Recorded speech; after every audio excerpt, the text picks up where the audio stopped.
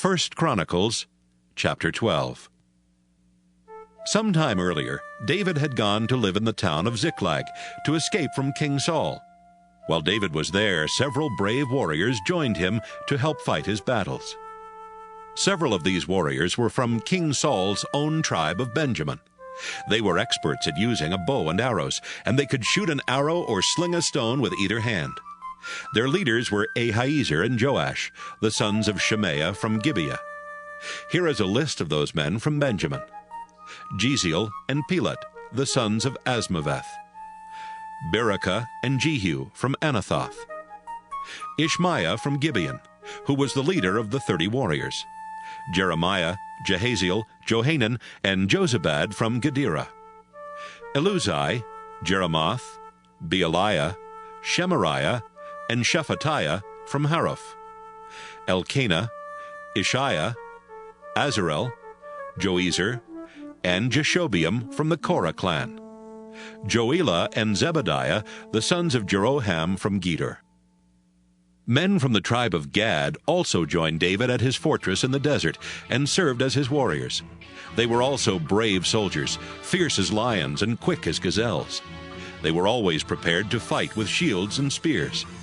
There were 11 of them, ranked in the following order: Ezer the leader, then Obadiah, Eliab, Mishmannah, Jeremiah, Attai, Eliel, Johanan, Elzabad, Jeremiah, and Machbanai. All these men were army officers. Some were high-ranking officers over 1,000 troops, and others were officers over 100 troops. Earlier they had crossed the Jordan River when it flooded, and they chased out the people who lived in the valleys on each side of the river. One time a group of men from the tribes of Benjamin and Judah went to the fortress where David was staying. David met them outside and said, "If you are coming as friends to fight on my side, then stay and join us. But if you try to turn me over to my enemies, the God our ancestors worshipped will punish you, because I have done nothing wrong." Amasai, who later became the leader of the 30 warriors, was one of these men who went to David. God's Spirit took control of him, and he said, "We will join you, David, son of Jesse. You and your followers will always be successful because God fights on your side." So David agreed to let them stay, and he even put them in charge of his soldiers who raided enemy villages. Some of the warriors who joined David were from the tribe of Manasseh. They had earlier gone with David when he agreed to fight on the side of the Philistines against King Saul. But as soon as the Philistine rulers realized that David might turn against them and rejoin Saul, they sent David away to the town of Ziklag.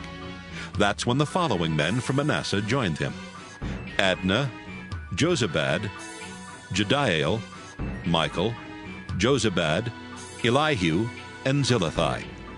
They had all been commanders in Saul's army and brave soldiers, and so David made them officers in his army. They fought on his side when enemy troops attacked. Day after day, new men came to join David, and soon he had a large, powerful army. The kingdom of Israel had been taken away from Saul, and it now belonged to David. He was ruling from Hebron, and thousands of well-trained soldiers from each tribe went there to crown David king of all Israel, just as the Lord had promised. These soldiers, who were always prepared for battle, included 6,800 from Judah, who were armed with shields and spears, 7,100 from Simeon, 4,600 from Levi, including Jehoiada, who was a leader from Aaron's descendants, and his 3,700 men, as well as Zadok, who was a brave soldier, and 22 of his relatives, who were also officers. 3,000 from Benjamin, because this was Saul's own tribe, and most of the men had remained loyal to him. 20,800 from Ephraim, who were not only brave, but also famous in their clans. 18,000 from West Manasseh, who had been chosen to help make David king. 200 leaders from Issachar, along with troops under their command.